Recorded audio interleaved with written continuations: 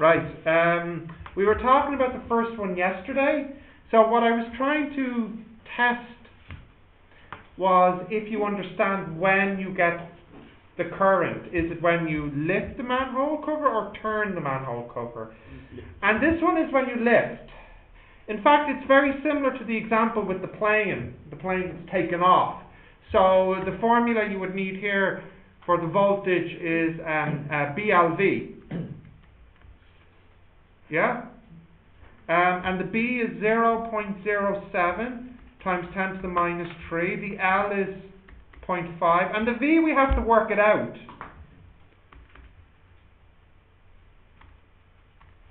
The V is distance over time. What was the distance here? 2 centimeters, was it? 2.5 centimeters. And the time? Right, so we put this into the calculator and let's see what we get. 0.07 times 10 to the power of minus 3 times 0.5 times 0.025 divided by 2. Ooh, something very small, yeah?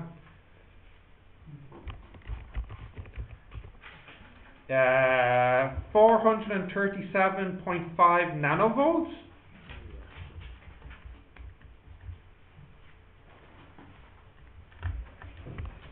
Yeah, did we get this?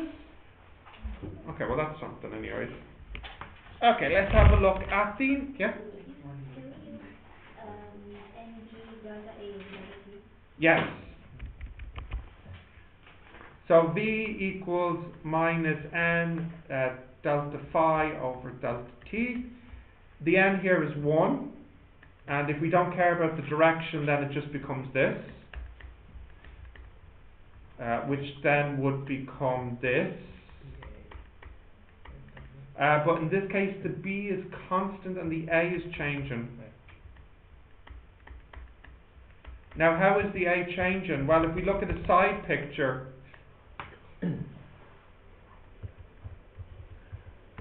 we have our manhole cover and we're lifting it up.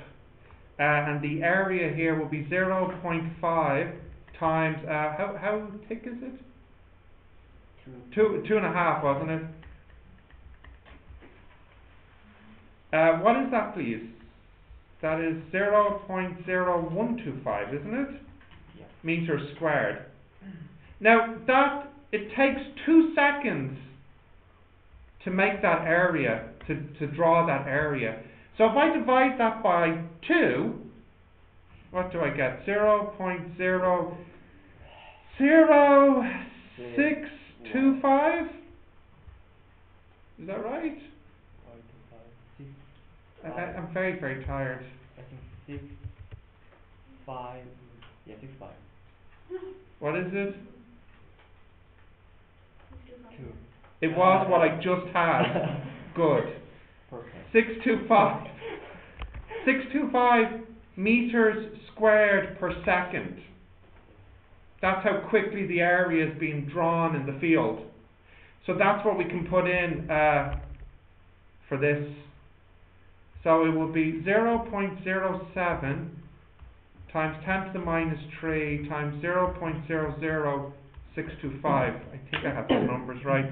0.07 times 10 to the minus 3 times 0.00625 divided by 10 to the power of minus 9. And I should get the same answer, 437.5 nanovolts. To my picture on the right, is it? Yeah. Why are we dividing it by 2? Because it took 2 seconds to lift. And basically, it's that's the 2. Because you wanted the area per second. So that's, we're dividing by 2 to make this a rate per second. So basically, because the delta T is 2, and the delta A, the total drawn out area, divided by 2. Yeah.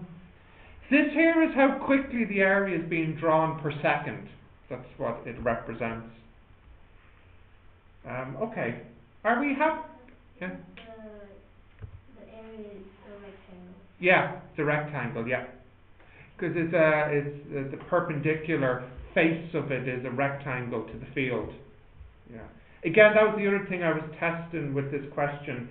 Is the manhole cover circular, but it's actually not a circle, it's the rectangular side of it. A good question for something I made. Yes. Look how unhappy you are. Why are you so unhappy? Question 2. Can I do number 2 now? Yeah. Yep, right. So, a 2-meter copper pipe is dropped from a height of 100 meters in the Earth's magnetic field. What is the induced EMF? Now, I wasn't very clear here. I should have said what is the... I should have said, do I want the EMF as it's falling, or the EMF just before it hits the ground? What way did people imagine this? Did you imagine it's the EMF just before it hits the ground, or the average? Not the average. Yeah. As it hits the ground, is it? Is that what everybody imagined? Well, you know what? I'm going to do both. I'll make this question have 2 parts. That means it is the B section. It should be in No, you can have 2 parts in an A section.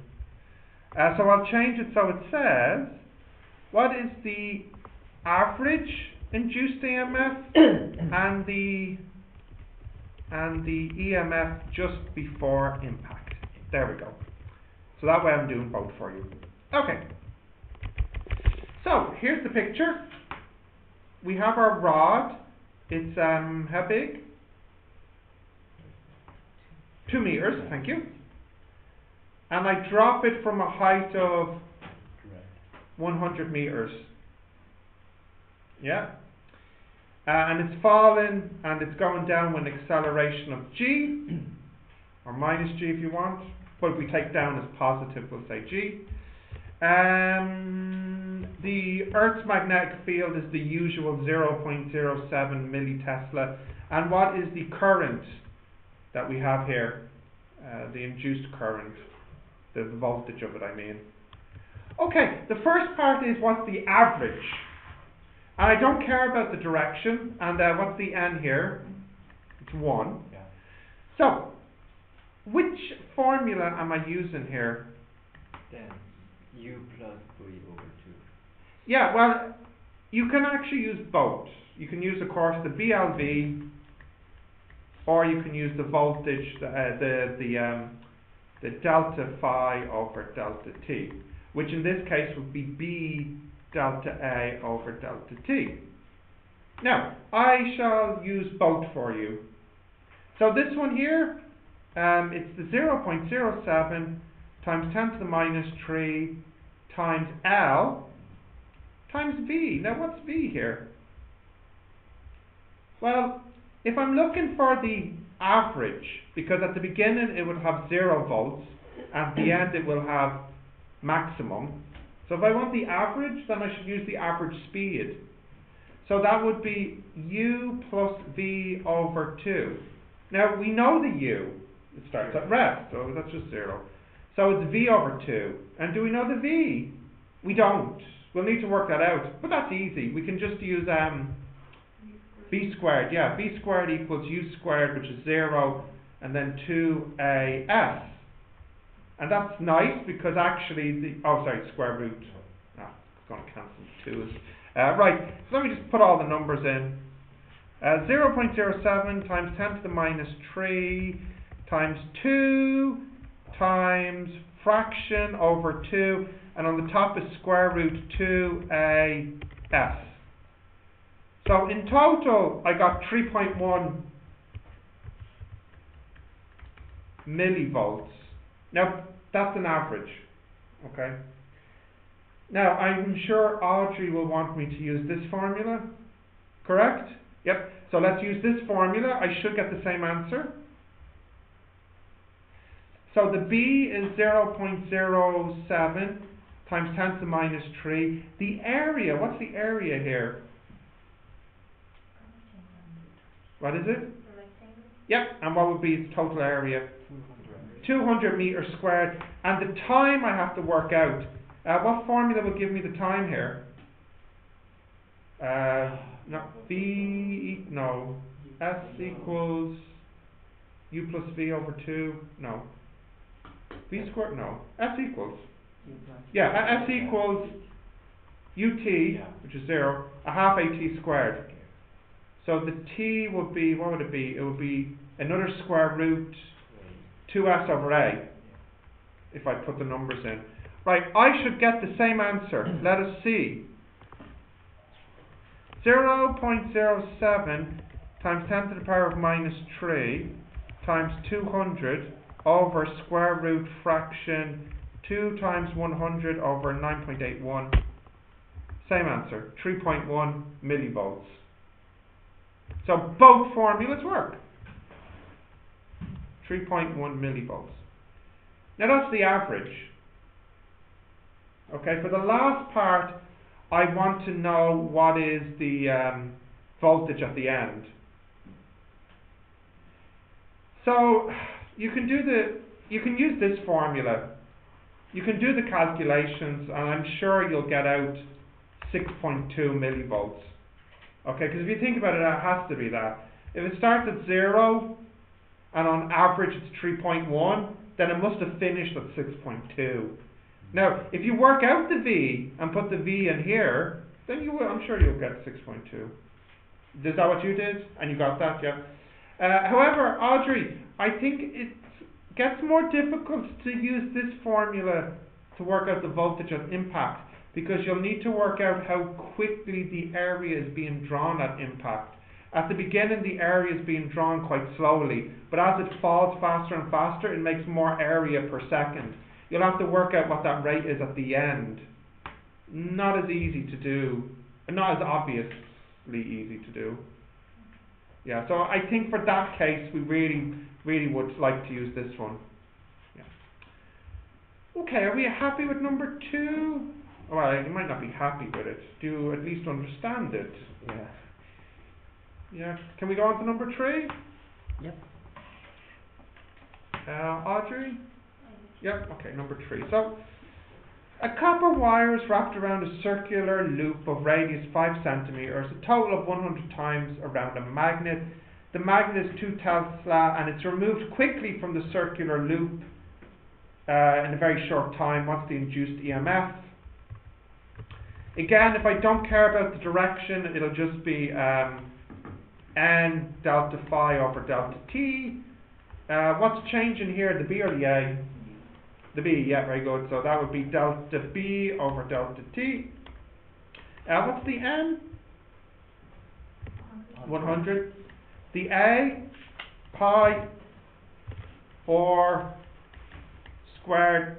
The T, 25. And the B, it goes from having no Teslas at the end and 2 Teslas at the start. So the change is minus 2. Okay, let's just put the minus in for fun. Right, so what do we get here? Minus 100. Minus 100 times pi times or squared times minus 2 over 0.25. So it has, that's kind of a lot, 6.28. Yeah. Now remember, that's the average voltage. At the beginning, it'd be 0. Would it be 0 at the? When you pull it out, yeah, it's 6 on the average. 6.28 volts.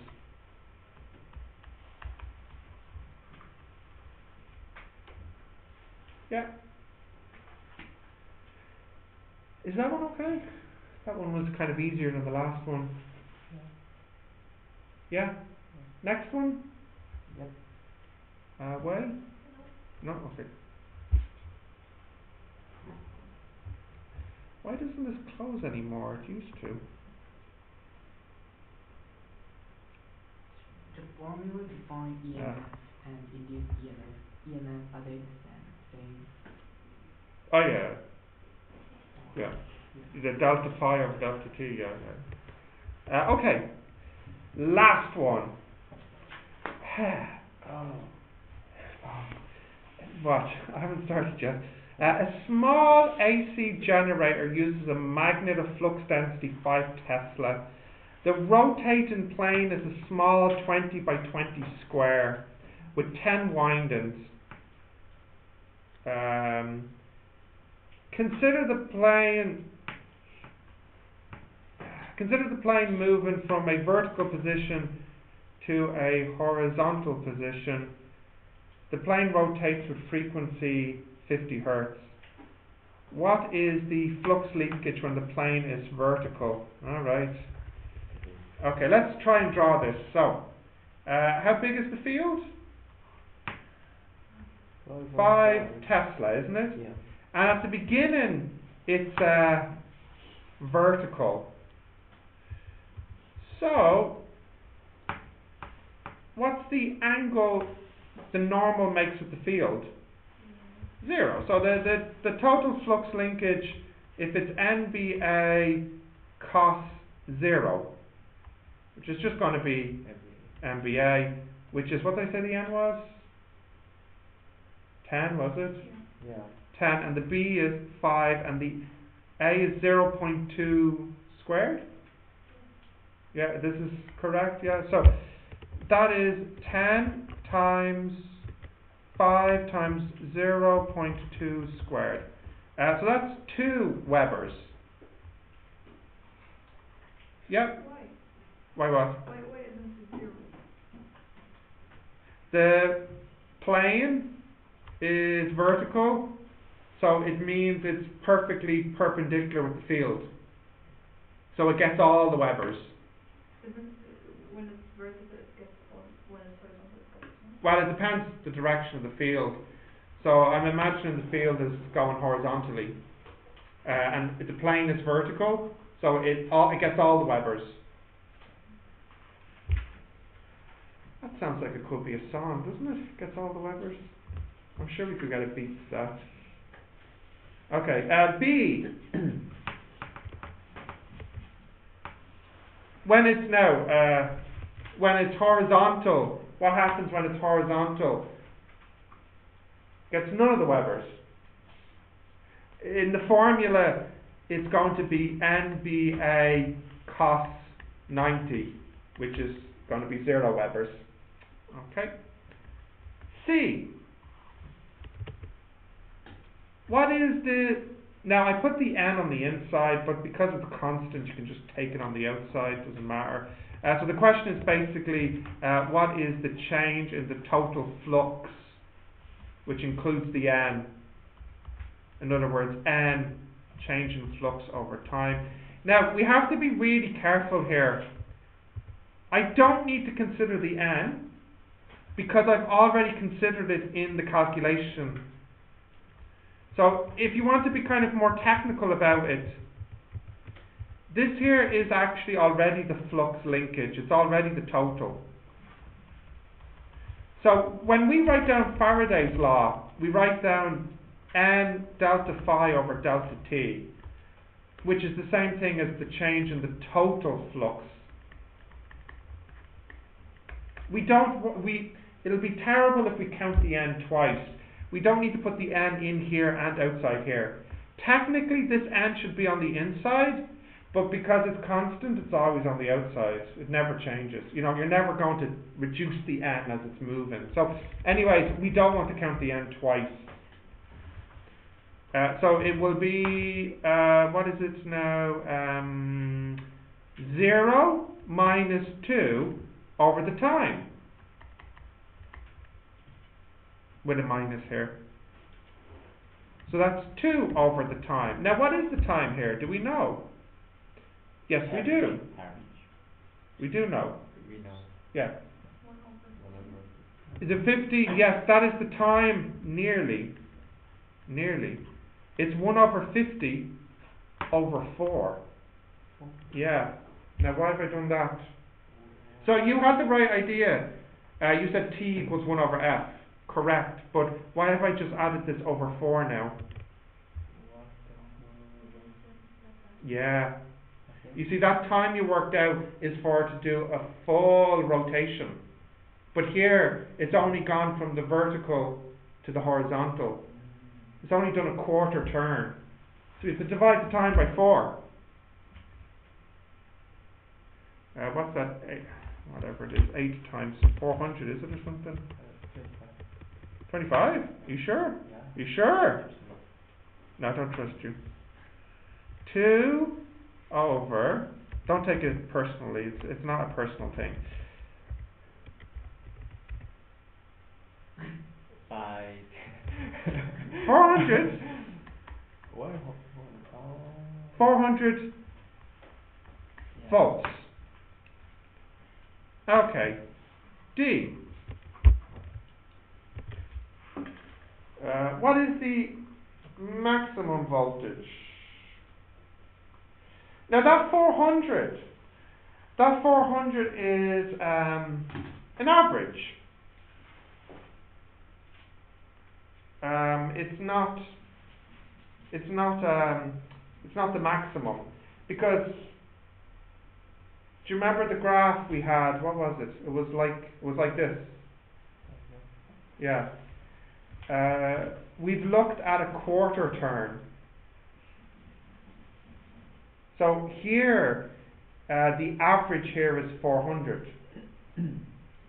Yeah. So the maximum, I think, will just be 400 times root 2.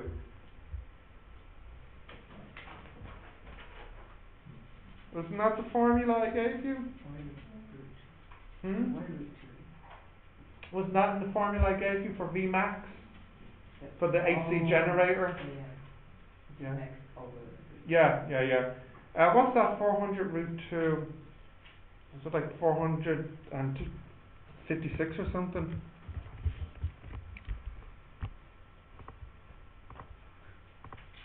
No, 566.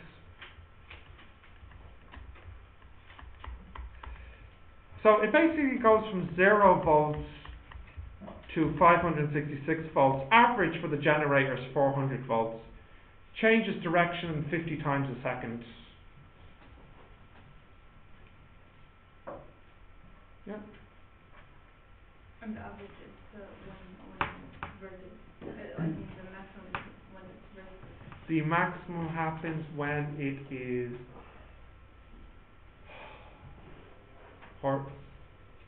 horizontal. Yeah.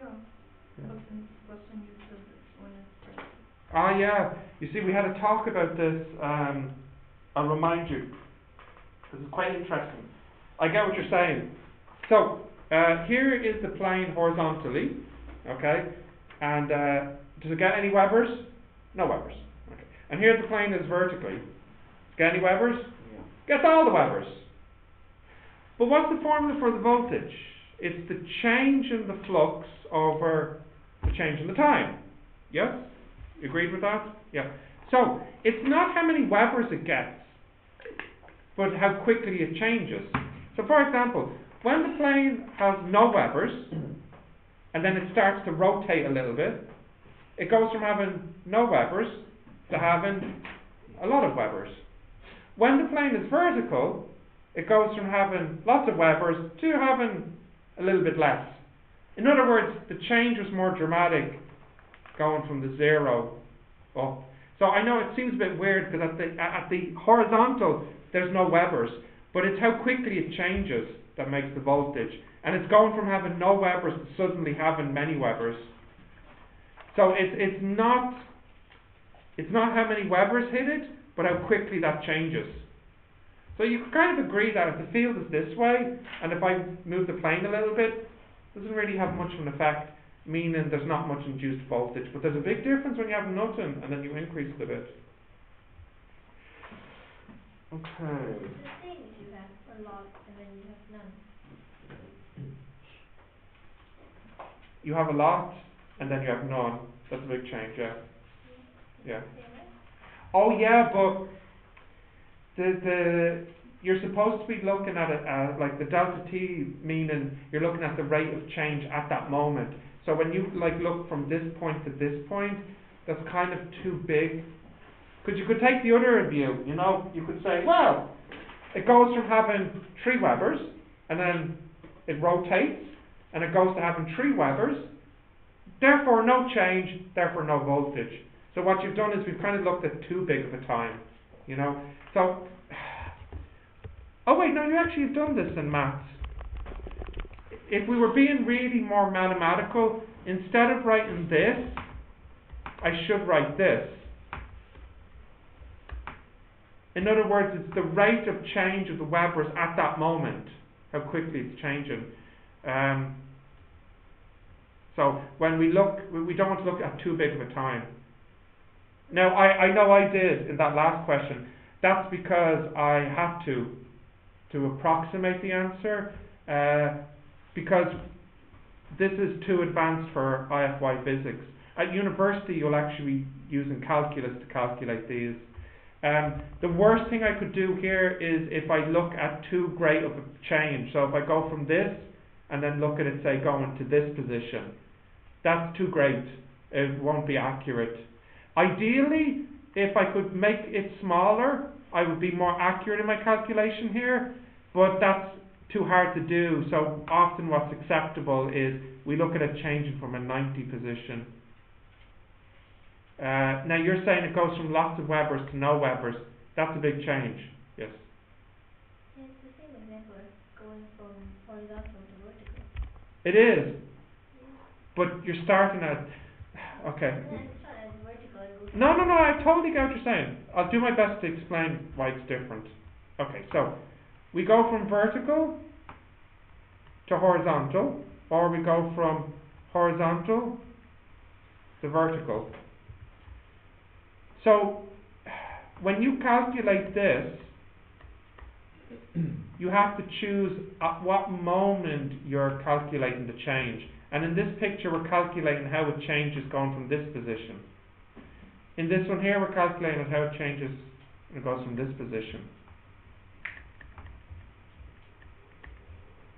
So we go from no Webers to lots of Webers, let's say 1 Weber.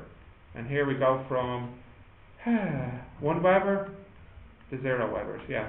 So what are you asking me exactly? It's the same, huh? Yeah, but this here, what I'm calculating is the change at the top. And this here, I'm calculating the change at the bottom. So, yeah. No, I understand, it's not great. This is what I would prefer to do. So you have your graph, you know your graph goes like this. This is the voltage and this is the time. How do we get that graph? Well, it's from this graph. This is the number of Webers and this is the time. Okay, maybe you prefer this actually. When it's vertical, does it have a lot of Webers or no Webers? A lot. You're happy with that? Yeah. Okay. And then as time goes by, does it get more or less? Yeah. Okay, so you're happy that the graph looks like this? Yeah. Okay. Next. This is for 1 cycle, right? 1 cycle. Yeah. Okay, so you're happy? Okay, good. Right. Next, you're happy, of course, that the formula for voltage is the change in Webers over the time. But really, that's an approximation. To be more exact, it's the derivative. This graph is a sine graph. It's a cos graph. What's the derivative of this graph? If I was to plot the derivative here with respect to time, what would that look like? It would look like a sine graph, wouldn't it? But we said that this is equal to the voltage. Therefore, when it's vertical at the beginning, it has no voltage. So when it starts off like this, it has no voltage. And then it rotates and it gains voltage. Yeah. Is that better? I can still tell you're not happy. It's okay, because I'm not happy with this. Can you start it horizontally? Of course you can. Then will the phi t graph change? Yeah, it would. If you started horizontally, then you would be starting from no Webers, which would be like here, for example, which means this graph would now start from here. Yeah. Okay. I don't expect you to be happy, but are you at least not angry with me? Yeah? Okay. Right. We can close this one now. And now on to transformers.